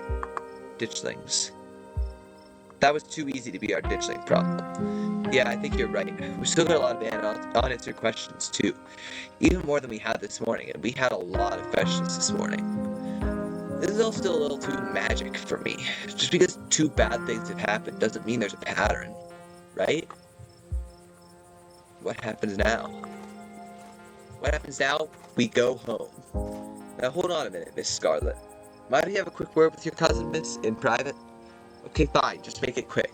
And don't you dare try and pull anything on him. He did nothing wrong here. Ladies, I'm afraid that means you too. Don't you need to talk to us? We witnessed this too. Oh sure, that can wait. We know where to find y'all. What a coincidence, running into you 2 nights in a row. This is my colleague, Deputy Derrickson. Pleased to meet you, Sean. Apologies for my absence yesterday. It was my special bowling night, you see. A man has to have his me time. But I was briefed on the events of last night, even if we're still not sure what went on could be considered a crime. Duke has been missing since then, though we found neither hide nor hair of him. Could just be he's just on an extended hunting trip. Wouldn't be the first time he's done something like that. I was told the footage showed his supposed body, but we couldn't get that camera working, so no way to confirm until we track him down. Now, I understand both of these were terribly unfortunate accidents that had nothing to do with you being in the area, but as officers of the law, you have to understand we get a little suspicious when we see the same face multiple times in a row. And, we have to ask, what exactly were these teenagers doing in a shuttered mine owned by your family, and what were you down there with them? We saw some teens sneak into an abandoned mine, so we went after them. We were just trying to do the right thing. Of course. Very noble of you. Pardon our questions, just trying to gather all the facts, you see. Just being thorough. Our duty as officers of the law. Well, if there's nothing more you can tell us, I suppose we'll let you go on about your evening, but we may be in touch. Have a good one. Deputy Derrickson tips his hat to you. The two officers wander back towards the mine, Derrickson taking notes as they examine the scene. You make your way towards Stella and Kanika. I just can't believe 2 nights in a row. Is it my fault, Neeks? Stella, no. This is all just an awful coincidence. It's not your fault. Oh, hey, guess the cops are done with you? What, are they going to take you in for being present at an accident? Sorry if they gave you a hard time. Small-town cops, you know. Always blame everything on drifters. Even acts of God, I guess. Excellent. You didn't get arrested. Now come on, let's get back to the estate. I'd like to get some rest before I have to deal with the fallout of everything that happened tonight. I'll see you tomorrow, okay, Sean? Please stop trying to get my cousin killed, Stella. Come on, let's go. Tabitha walking to her car, pulling you by your arm. See you tomorrow, guys. You can practically feel Tabitha roll her eyes as she drags you to the car. Tabitha doesn't say a word as the car cuts along the darkened road. You try to keep an eye on the surrounding wilderness as she drives, wary of what may lurk behind the tree line.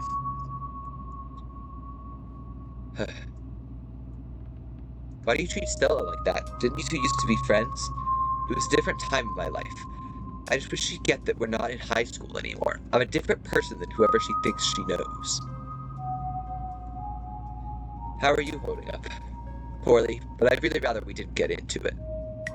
Sorry about today. Tabitha doesn't answer. Sorry for apologizing? Am I talking too much, or at least you called? You and Kanika don't really seem to get along. She pushes my buttons.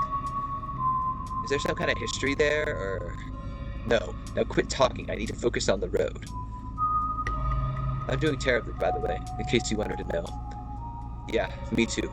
We've got to focus on the road, though. I don't appreciate being dragged off like that. It's been a long day, Sean. Are you really going to make a fuss about me bringing you back to the estate? Don't answer that question. I don't have the energy to get into it. Or Rosalina. Poor Oscar. You should have kept tighter reins on that girl. I never got into any trouble like this when I was a teen, and I have Pearland to thank for it. Hated it at the time, but that strictness paid off. What am I telling you this for? You can tell me stuff. I'd like to know more about you, and about Pearland for that matter. Maybe later this week. I don't have the energy to get into it right now, but I think I'd like that. I really don't think the parents are to blame here. I beg to differ. People who aren't ready to be parents shouldn't be parents.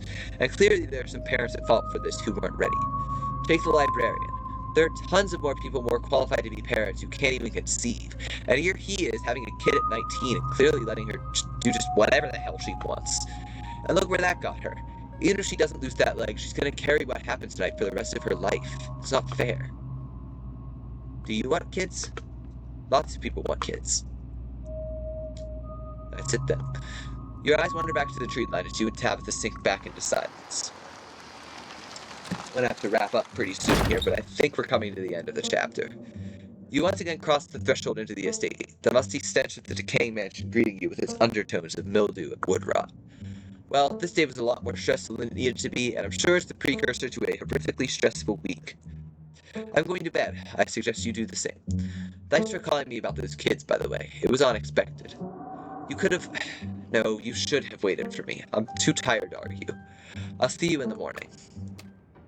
Tabitha turns and makes her way up the stairs, her posture defeated. Turn in. You head up to your room to turn in.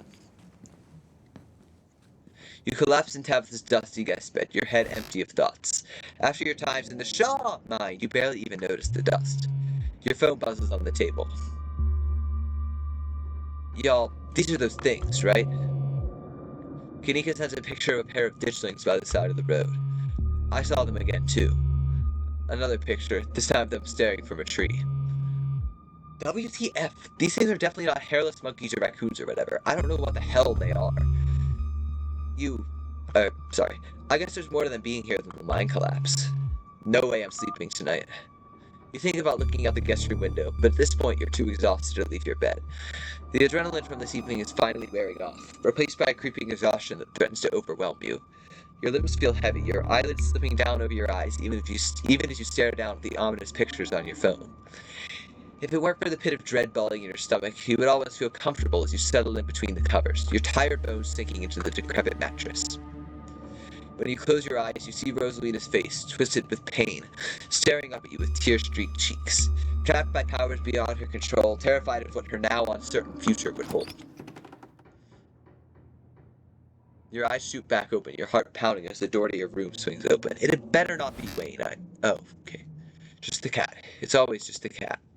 It's nice to see another living being, even one as unfriendly as Tabitha's cat. The comfort of her presence sets your mind at ease and you finally slip into a deep sleep.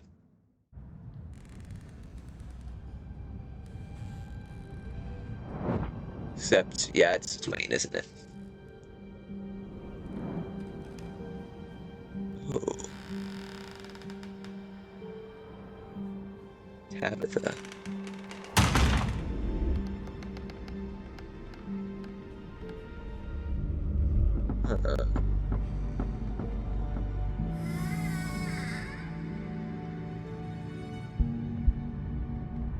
The basement.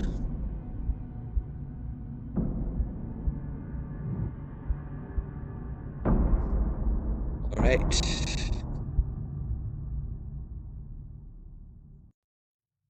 This is the end of episode 2. Episode 3 awaits. Proceed if you dare. If you'd like to continue with this world state in episode 3, please save your game now. I'm just going to save with a new slot every time because you never know. Alright. Would you like to see a recap before starting episode 3? I am going to save that for next time. Yes.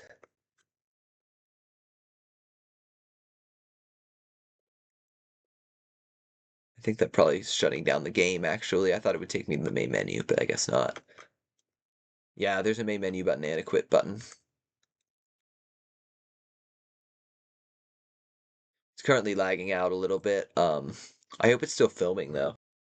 Okay, so what happened there is the game crashed, my computer crashed, it froze, it white screened, it was bad, lots of me staring at a frozen screen and looking very confused, so I cut all that out. Anyway, that is a wrap on episode 2 of Scarlet Hollow. I liked it a lot. Obviously, I mean, it's coming off of the coattails of something very interesting that is Scarlet Hollow Episode 1. Got me hooked enough to buy the game.